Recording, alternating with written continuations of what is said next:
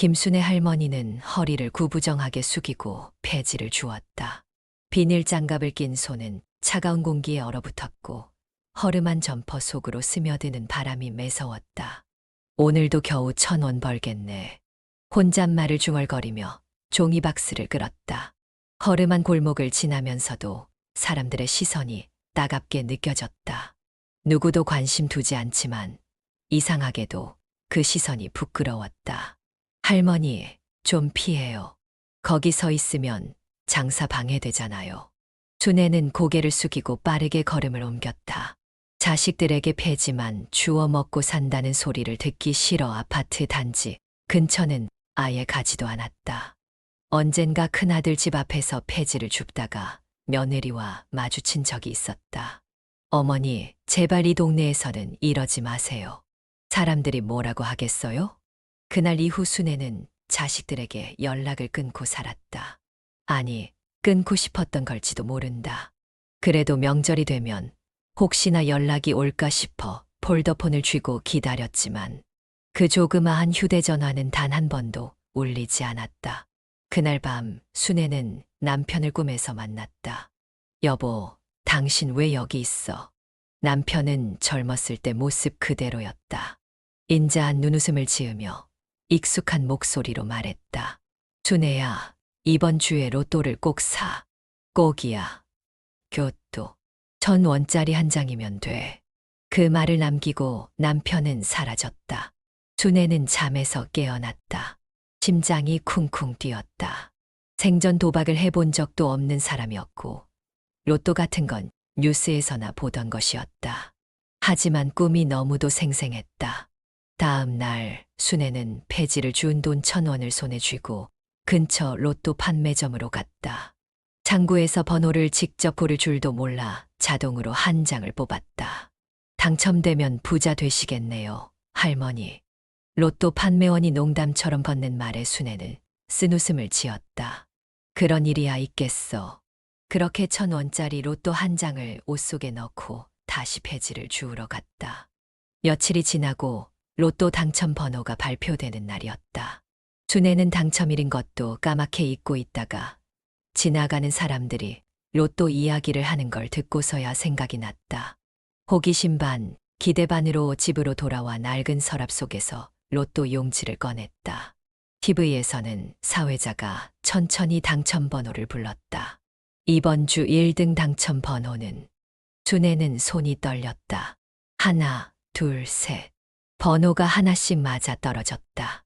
심장이 쿵쿵거렸다. 마지막 숫자를 확인하는 순간 손에서 로또 용지가 미끄러졌다. 아이고. 순애는 그대로 바닥에 주저앉았다. 숨이 턱 막혔다.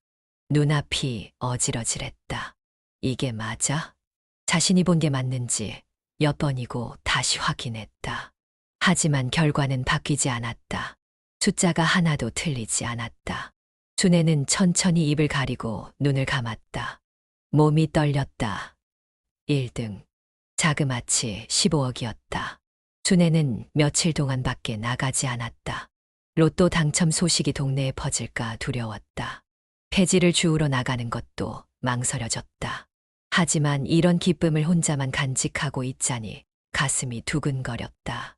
그리고 결국 소문은 생각보다 빨리 퍼졌다. 엄마, 엄마. 그날 저녁 큰아들의 다급한 목소리가 들렸다.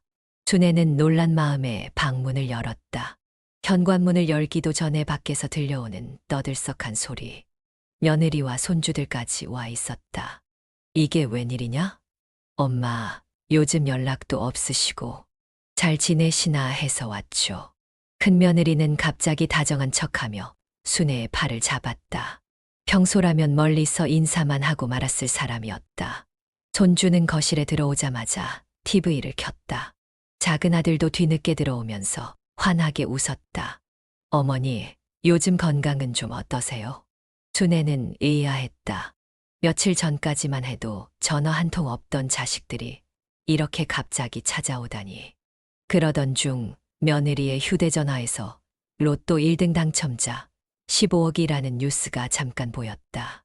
순간 순애의 손이 움찔했다. 그래, 다들 잘 지내고 있냐?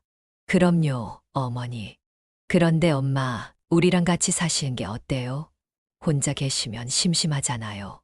맞아요. 엄마, 이제 돈도 많으시니까 좋은 아파트 하나 사서 같이 지내면 얼마나 좋아요. 큰 며느리는 얼굴 가득 미소를 지으며 말했다. 작은 며느리도 옆에서 맞장구 쳤다. 맞아요, 어머니.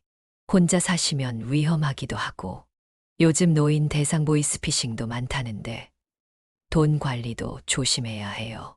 그래서 말인데, 엄마, 우리랑 같이 살면서 통장은 공동 명의로 해놓는 게 어때요? 그 말을 듣는 순간 순애는 속이 울렁거렸다. 불과 몇 달 전까지 명절에도 찾아오지 않던 자식들이었다. 그래서 내들 생각은 뭐냐? 내 돈이 탐나냐? 짧은 순간 거실에 정막이 흘렀다. 자식들은 서로 눈짓을 주고받았다. 아니, 그런 게 아니고요, 엄마. 우리가 그냥 엄마가 걱정돼서 그러는 거죠. 큰아들은 당황한 듯 웃으며 말했다. 순애는 자식들을 하나하나 둘러보았다. 며느리들의 손길이 부쩍 다정해졌고 손주들은 평소에는 거들떠보지도 않던 할머니에게 와서 애교를 부렸다. 할머니, 저 로봇 장난감 받고 싶어요. 저도요. 저도 게임기 사주세요. 그제야 순애는 확신했다. 이 사람들은 자신을 걱정해서 온 것이 아니었다. 돈 때문이었다. 그날 밤 자식들이 돌아가고 난 뒤 순애는 혼자 앉아 생각에 잠겼다. 이 돈을 어떻게 해야 할까? 자식들에게 줘봤자 싸울 게 뻔했다. 사업한다고 돈을 탕진할 게 눈에 보였다. 그리고 평생 자식들에게 무시당하며 살았던 날들이 떠올랐다. 순애는 깊은 한숨을 내쉬었다. 이 돈이 나를 행복하게 해줄까? 아니면 더 외롭게 만들까? 엄마, 요즘 어떻게 지내세요? 평소라면 한 달에 한 번 연락 올까 말까 했던 큰아들이 그날도 전화를 걸어왔다. 순애는 폴더폰을 귀에 대고 대답했다. 뭐, 그냥 산다. 엄마, 우리랑 같이 살아야 되는 거 아니에요. 요즘 세상이 얼마나 험한데 혼자 계시면 위험해요. 그 말 왜 이렇게 자주 하는 거냐? 순애는 작게 한숨을 내쉬었다. 며칠 전에도 비슷한 말을 들었기 때문이다. 자식들이 이상할 정도로 자신에게 관심을 보였다. 아, 그리고 엄마. 나도 고민하다가 말하는 건데, 엄마 통장 말이야. 그냥 엄마 명의로만 두는 것보다는 우리랑 공동 명의로 해놓는 게 어때? 공동 명예? 응. 요즘 어르신들 보이스피싱 피해가 많잖아. 그러니까 나나 동생이랑 같이 관리하면 안심이 되지. 엄마도 혹시 돈 쓸 때 편할 거고. 순애는 그 말을 듣자마자 웃음이 나왔다. 그러니까 내 말은 내 돈을 내가 같이 관리하겠다는 거네? 아니, 그런 게 아니라 그냥 보호 차원에서. 뚝. 순애는 말이 끝나기도 전에 전화를 끊었다. 거짓말은 숨길 수가 없는 법이었다. 그날 저녁, 이번에는 작은 아들이 찾아왔다. 커다란 봉투에 뭔가를 담아 들고 있었다. 엄마, 제가 맛있는 거 사왔어요. 웬일이냐? 내가 이런 걸 다 사오고.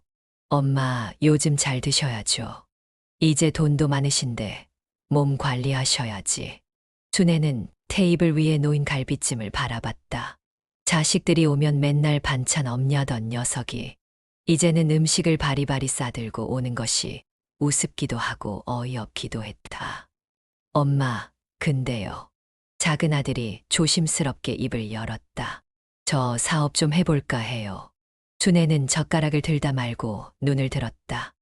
사업. 네, 제가 예전부터 관심이 있던 분야인데 이제야 기회가 왔어요. 근데 좀 초기 자금이 필요해서. 그래서 내 돈을 빌리겠다고? 빌리는 게 아니라 투자죠. 투자. 엄마, 1억만 도와주시면 제가 몇 배로 불려드릴게요. 순애는 젓가락을 내려놓고 작은 아들을 바라봤다. 너 예전에 치킨집 한다고 돈 모은다고 하지 않았냐? 아, 그거요? 그건 좀 안 맞아서 접었죠. 이번에는 확실해요. IT 관련 사업인데 요즘 트렌드도 그렇고 잘 되면 대박이에요. 그럼 내 돈으로 해라. 엄마, 나 아직 종잣돈이 부족하니까. 그렇죠. 엄마 돈 그냥 놀리고만 있으면 뭐해요? 투자하면 이자도 받을 수 있고, 이게 다 엄마를 위한 거라니까요. 그럼 너 돈 벌면 내 돈 다시 갚을 거냐? 작은 아들은 순간 말이 막혔다. 아니, 뭐 갚는다기보다는 우리가 가족이니까 다 같이 나가라. 순애는 단호하게 말했다. 작은 아들의 표정이 당황스러움으로 변했다. 엄마, 왜 그래요? 내가 엄마한테 잘 되라고 그러는 건데. 너도 형도 다 똑같다.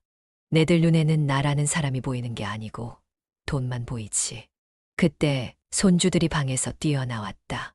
할머니, 할머니, 내 게임기 사주기로 했잖아. 할머니, 나 장난감 사달라고 했는데.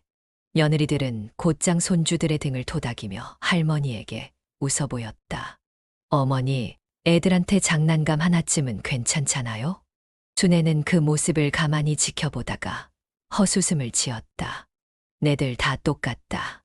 그녀는 자리에서 일어나 거실을 가로질러 문을 열었다. 나가라. 엄마, 나가라고 했다. 큰며느리가 분위기를 수습하려 애썼지만 순애의 표정은 이미 싸늘하게 굳어 있었다. 결국 자식들은 씁쓸한 표정으로 하나둘씩 나갔다. 문이 닫히고 집 안이 조용해졌다. 순애는 조용히 의자에 앉아 허리를 숙였다.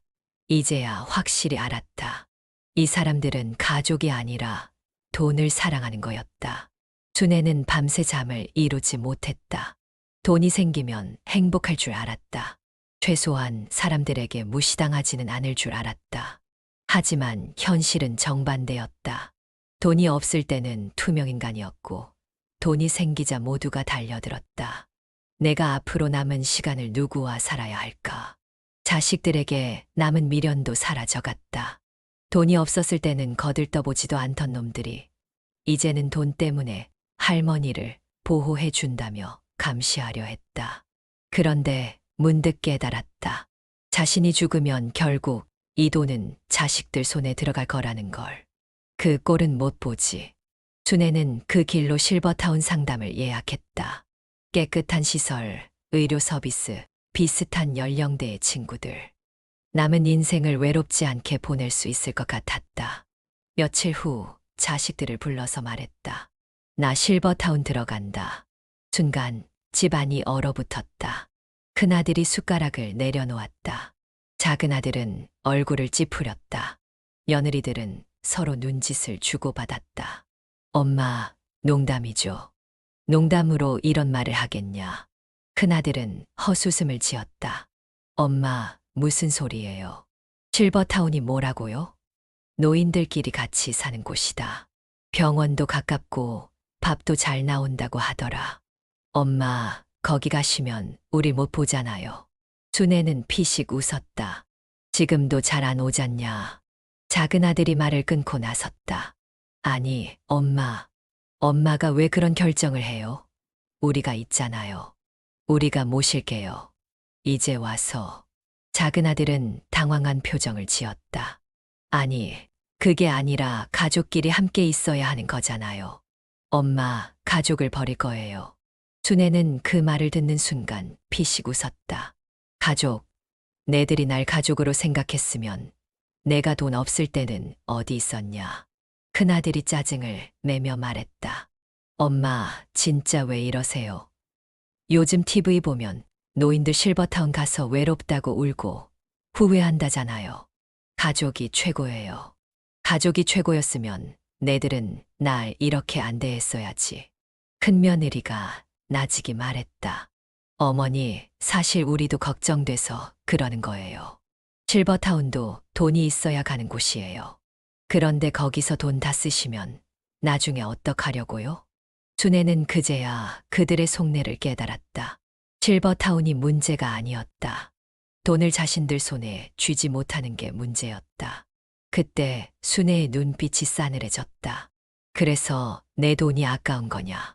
아까운 게 아니라 그럼 내가 죽을 때까지 이 돈을 움켜쥐고 있다가 너희들한테 다 물려줘야 하냐? 순간 자식들은 아무 말도 하지 못했다. 며느리들은 서로 눈만 마주쳤고 손주들도 조용히 고개를 숙였다. 순애는 자리에서 일어나 방문을 열었다. 됐고, 나 실버타운 간다. 너희들 신경 쓰지 마라. 큰아들은 다급하게 말했다. 엄마, 제발. 우리한테 서운한 거 있으면 말로 풀어요. 이렇게 인연을 끊듯이 가버리면 너희들이 먼저 끊었잖아. 순애는 단호했다. 내가 없을 때는 전화 한 통 안 하다가 돈 생기니까 갑자기 찾아오고 공동통장이니 사업이니 말하면서 내 돈 어떻게 가져갈까 궁리만 했잖아. 자식들의 얼굴이 굳어졌다. 순애는 마지막으로 덧붙였다. 내 핸드폰 번호 바꿀 거다. 이제 연락하지 마라. 큰아들은 기가 막힌 듯 했다. 엄마, 너무하네. 작은아들은 애써 화를 참으며 말했다. 엄마, 진짜 후회 안 해요. 순애는 잠시 침묵했다가 단호하게 말했다. 후회 안 한다. 자식들은 더 이상 말릴 수 없다는 걸 깨닫고 하나둘씩 일어섰다. 그들이 집을 나서는 순간 순애는 문을 닫고 깊은 숨을 내쉬었다. 며칠 후 순애는 실버타운으로 들어갔다. 창문이 넓고 햇살이 잘 드는 방. 정원에서는 꽃이 피어나고 있었다. 처음으로 자유로워진 느낌이었다. 순애는 창문을 열고 깊이 숨을 들이마셨다. 맑은 공기가 폐 깊숙이 스며들었다. 실버타운에 입주한 지 한 달이 넘었지만 아직도 이곳 생활이 꿈만 같았다. 할머니, 오늘은 정원 가꾸기 하는 날이에요. 직원이 환하게 웃으며 말했다.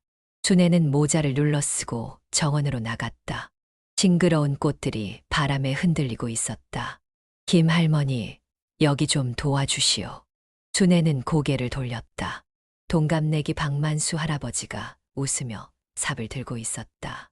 처음엔 낯설었지만 이곳에서 몇 번 마주치다 보니 자연스럽게 말을 트게 됐다. 이봐요, 박 영감. 손 조심하슈. 아이고, 걱정 마. 내 손이 젊을 때 농사짓던 손이라니까. 둘은 나란히 앉아 꽃을 심었다. 손에 묻은 흙이 따뜻했다. 여기 참 좋죠. 만수 할아버지가 문득 말했다. 순애는 고개를 끄덕였다. 그래요. 이제야 내가 사람답게 사는 것 같아.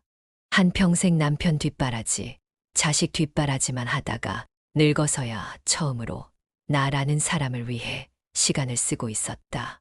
돈이 많아도 외로운 건 싫었다. 이곳에 오길 정말 잘한 선택이었다. 그날 오후 수영장에서 수영을 배우러 갔다. 처음엔 몸이 물에 가라앉을까 걱정했지만 강사가 부드럽게 지도해 주었다. 할머니, 힘 빼고 천천히 떠보세요. 물속에서 몸이 가볍게 떠오르자 순애는 피식 웃음이 나왔다. 내가 이 나이에 수영을 배우다니. 예전 같았으면 상상도 못했을 일이었다. 저녁이 되자 그림 그리기 모임에 참석했다. 처음 잡아본 붓이었지만 마음 가는 대로 색을 칠했다. 남들처럼 멋지진 않지만 자신이 원하는 대로 표현하는 게 즐거웠다. 그렇게 하루하루가 지나가고 있었다. 평생을 남을 위해 살았던 순애가 처음으로 자신을 위한 삶을 살고 있었다. 그런데 어느 날부터인가 실버타운 로비의 낯익은 얼굴들이 어슬렁거리기 시작했다. 어머니가 여기 계시다는 소식을 듣고 찾아왔습니다. 직원이 난감한 얼굴로 말했다. 순애는 창밖을 바라보았다. 큰아들과 작은아들이 실버타운 앞을 서성이고 있었다. 저놈들이 이제야 왜 저러는 거야. 한참을 바라보던 순애는 한숨을 내쉬고 고개를 돌렸다. 그날 밤 직원이 다시 찾아와 말했다. 할머니 가족분들이 몇 번이나 연락을 시도하셨는데 연결해 드릴까요? 순애는 단호하게 말했다. 아니요. 그냥 돌아가라고 하세요. 자식들이 자신을 찾는 이유를 뻔히 알고 있었다. 걱정이 아니라 돈이 줄어드는 걸 두려워해서일 뿐이었다. 이젠 상관없다. 순애는 미소를 지었다. 그렇게 진짜 행복을 누리고 있었다.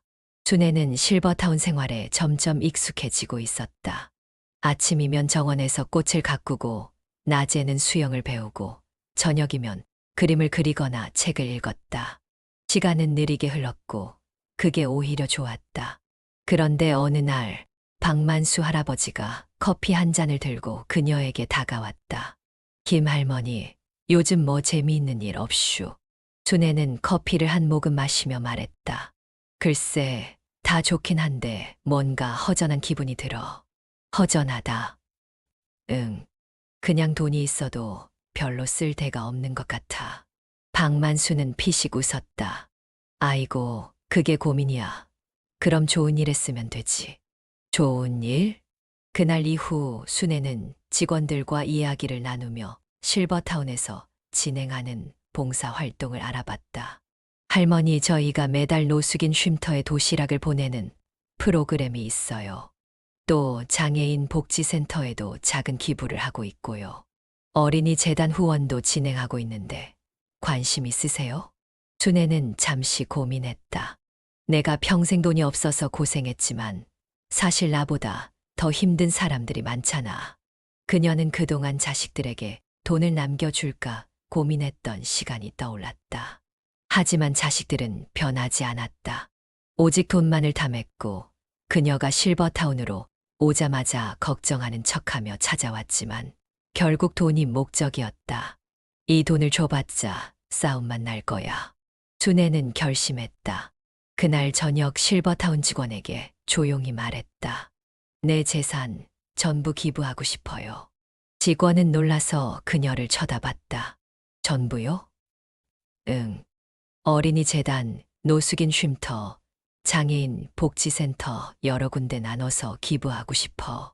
자녀분들께 상의는 안 하세요? 순애는 피식 웃었다. 그놈들은 돈밖에 모르는데 내가 물어볼 이유가 없지. 그녀는 창밖을 바라보았다. 저녁 노을이 아름답게 퍼지고 있었다. 돈은 말이야, 나눌 때 행복이 커지는 거더라고. 그녀는 그날 밤 기부 서류에 사인을 하면서 오랜만에 마음이 편안해지는 걸 느꼈다. 그동안 품었던 고민과 미련이 한순간에 사라지는 것 같았다. 순애가 기부 서류에 도장을 찍은 지 며칠 후였다. 실버타운 로비가 시끄러워졌다. 어머니, 어머니, 큰아들과 작은아들이 허둥지둥 뛰어들어왔다. 며느리들도 따라 들어오며 직원들에게 따졌다. 어머니가 우리 허락도 없이 이런 결정을 내릴 수 있나요? 순애는 천천히 그들을 바라봤다. 무슨 일로 온 거냐? 큰아들은 속을 끓이는 표정으로 말했다. 엄마, 이게 대체 뭐예요? 작은아들도 거들었다. 엄마, 우리가 들었어요. 전 재산을 기부하신다고요?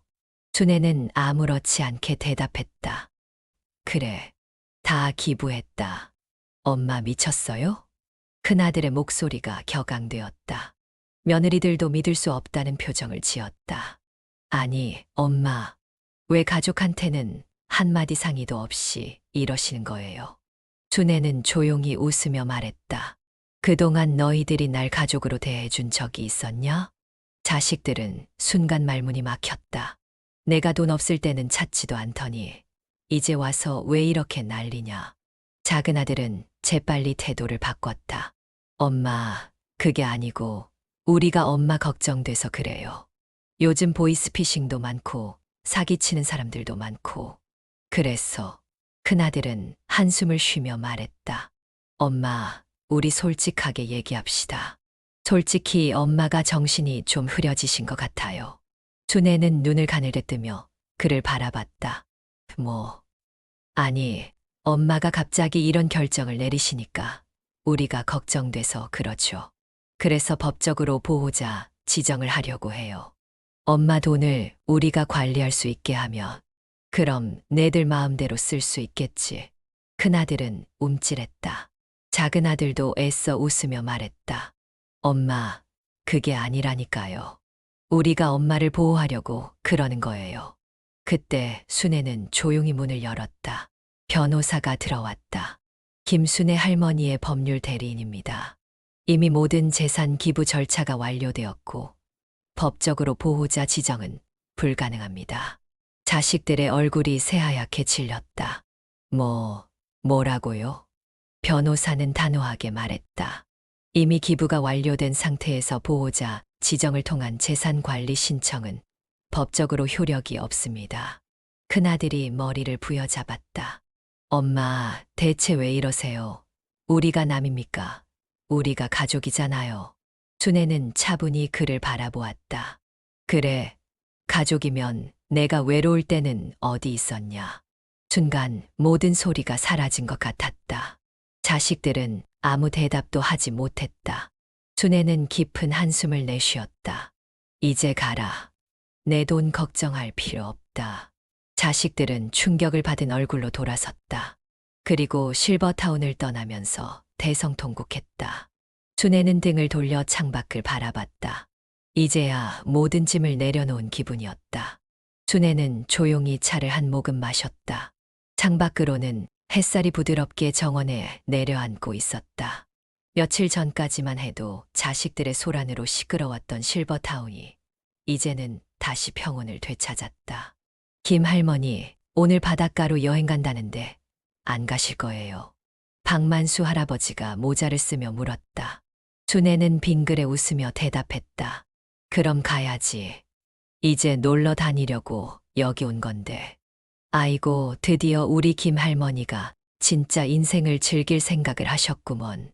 박만수는 활짝 웃으며 그녀를 향해 엄지를 치켜세웠다.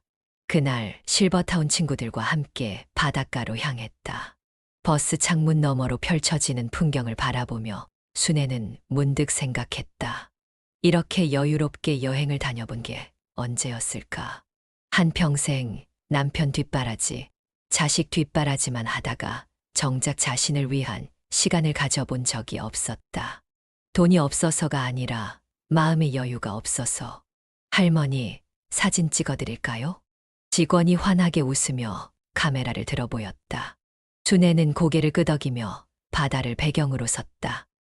그래, 나 이제 사진도 좀 남겨야지. 찰칵. 그녀는 사진 속의 자신의 모습을 보며 피식 웃었다. 예전보다 얼굴이 한결 편안해 보였다. 여행에서 돌아온 후 저녁에는 박만수 할아버지와 함께 정원에 앉아 차를 마셨다. 김 할머니, 요즘 행복하슈. 준혜는 잠시 생각하다가 말했다. 응, 이제야 진짜 내 인생을 살고 있는 것 같아. 박만수는 빙긋이 웃으며 고개를 끄덕였다. 그럼 됐지. 남은 시간은 즐겁게 살아야지. 준혜는 밤하늘을 올려다보았다. 자식들은 더 이상 연락을 하지 않았다. 하지만 이상하게도 전혀 외롭지 않았다. 오히려 이렇게 사는 게 더 행복했다. 준혜는 손끝이 점점 차가워지는 걸 느꼈다. 계절이 바뀌는 것이 몸으로도 느껴졌다. 예전 같았으면 나이 들어 그러려니 했겠지만 요즘 들어 부쩍 기운이 없었다. 숨을 크게 들이마셔도 배가 가득 차지 않는 느낌이었다. 김 할머니, 어디 불편해요? 박만수 할아버지가 걱정스러운 눈빛으로 물었다. 준혜는 웃으며 고개를 저었다. 아냐, 그냥 좀 피곤해서 그래. 그럼 오늘 정원 닦우기는 쉬셔야겠네. 나중에 따뜻한 차 한 잔 같이 합시다. 준혜는 대답 대신 가만히 미소를 지었다. 그날 밤 잠이 오지 않았다. 창밖에는 달빛이 희미하게 실버타운 정원을 비추고 있었다. 준혜는 천천히 책상 앞에 앉아 서랍을 열었다. 자식들에게 주려고 한동안 쓰지 않던 편지지를 꺼냈다. 이걸 써야 하나 말아야 하나 고민하다가도 결국 펜을 들었다. 내 자식들에게. 처음에는 손이 떨려서 글씨가 잘 써지지 않았다. 하지만 한 글자 적어 내려갔다. 내가 너희들에게 해줄 수 있는 마지막 선물은 자유다. 엄마로서 평생 너희들에게 마음을 썼고 남은 돈을 주면 혹시라도 도움이 되지 않을까 고민도 했다. 하지만 돈이 없을 때 너희들의 태도를 보고 그것이 오히려 너희를 더 불행하게 만들 거라는 걸 깨달았다. 돈은 남겨주지 않는다. 하지만 너희는 이제 엄마라는 존재에서 자유롭다. 미워하든 원망하든 이제 그럴 필요조차 없다. 엄마는 후회하지 않는다. 그리고 너희도 후회하지 않길 바란다. 준혜는 펜을 내려놓았다. 이제야 마음이 가벼워지는 느낌이었다. 그날 이후 실버타운 친구들과 시간을 더욱 소중히 보냈다. 박만수 할아버지와 함께 마지막으로 꽃을 심었다. 이 꽃은 언제 필까? 한두 달 후면 피겠지. 봄이 되면 만발할 거야. 준혜는 꽃을 쓰다듬으며 가만히 미소를 지었다. 그때쯤이면 나도 편히 갈 수 있겠지. 그녀는 더 이상 두렵지 않았다. 창밖으로 햇살이 부드럽게 내려앉았다. 정원에는 봄이 왔다는 듯 따뜻한 바람이 불고 있었다. 새들이 지저귀고 꽃들이 고개를 내밀었다. 준혜는 침대에 조용히 누워 있었다. 창문 너머로 자신이 직접 심었던 꽃밭이 보였다. 곧 피겠네. 손끝으로 이불을 쓸어내리며 그녀는 문득 생각했다. 몸이 예전보다 훨씬 무거워졌고 숨을 쉴 때마다 가슴이 답답했다. 그래도 이상하게 불안하지 않았다. 박만수 할아버지가 방으로 들어왔다. 김 할머니, 오늘은 정원 안 나가요? 준혜는 미소 지으며 고개를 저었다. 오늘은 그냥 여기 있을래. 그럼 차라도 한 잔 같이 마실까요? 그래, 나중에. 그렇게 말하면서도 그녀는 안다. 이제 나중은 없다는 걸. 그날 저녁 순혜는 조용히 눈을 감았다. 평소처럼 그렇게 아주 조용히. 며칠 후 실버타운에는 작은 추모식이 열렸다. 직원들과 친구들이 모여 그녀를 기억했다. 김 할머니는 늘 긍정적이셨어요. 여기 오시고 나서야 진짜 행복을 찾으셨던 것 같아요. 그분 덕분에 저희가 더 따뜻한 시간을 보낼 수 있었죠. 그리고 뉴스에서는 익명의 거액 기부자에 대한 소식이 흘러나왔다. 최근 거액의 기부가 여러 복지 단체에 전달되었습니다. 기부자의 신원은 밝혀지지 않았지만 실버타운에 거주하던 한 노인이었다는 소문이 전해지고 있습니다. 자식들은 그제야 모든 걸 알았다. 그러나 이미 늦었다. 그들이 달려왔을 때 남아있는 것은 편지 한 장과 그녀의 흔적뿐이었다. 정원에서는 순혜가 심었던 꽃들이 활짝 피어 있었다. 그녀가 떠난 자리에는 따뜻한 봄이 찾아오고 있었다. 인생에서 가장 큰 가치는 무엇일까요? 돈일까요? 가족일까요? 아니면 스스로의 행복일까요? 김순혜 할머니의 이야기는 우리가 너무도 당연하게 여기던 것들에 대해 다시 한번 생각해 보게 만듭니다. 돈이 없을 때는 가족에게 철저히 외면당했고, 돈이 생기자마자 가족들은 갑자기 태도를 바꾸며 그녀에게 다가왔습니다. 하지만 그들이 원했던 것은 할머니의 안위가 아니라 그녀가 가진 재산이었죠. 그럼에도 불구하고 순혜 할머니는 끝까지 자신이 어떻게 살아야 할지를 스스로 결정했습니다. 실버타운에서 자신의 삶을 찾고 처음으로 자신을 위한 시간을 보내며 행복을 느꼈죠. 그리고 마지막 순간 그녀는 자식들에게 물려줄 돈 대신 자유를 선물했습니다. 그것이 그녀가 해줄 수 있는 마지막 사랑이었을지도 모릅니다. 마지막 장면, 그녀가 심은 꽃들이 활짝 피어난 모습은 우리에게 많은 것을 시사합니다. 사람은 결국 자신이 남긴 것들로 기억됩니다. 순혜 할머니는 돈이 아니라 나눔과 자유, 그리고 후회 없는 삶을 남겼습니다. 우리는 때때로 돈을 위해 혹은 가족이라는 이름으로 스스로를 옭아매며 살아갑니다. 하지만 진정한 행복은 강요된 것이 아니라 스스로 찾아가는 것이 아닐까요? 이 이야기처럼 우리도 언젠가 삶의 마지막 순간을 맞이하게 됩니다. 그때 우리가 남기고 싶은 것은 무엇일까요? 만약 이 이야기가 가슴에 와닿았다면 한 번쯤 스스로의 삶을 돌아보는 계기가 되었으면 좋겠습니다. 그리고 구독과 좋아요, 알람 설정 잊지 마세요. 여러분의 관심과 응원이 또 다른 좋은 이야기로 이어질 수 있습니다. 다음에도 의미 있는 이야기로 찾아오겠습니다. 감사합니다.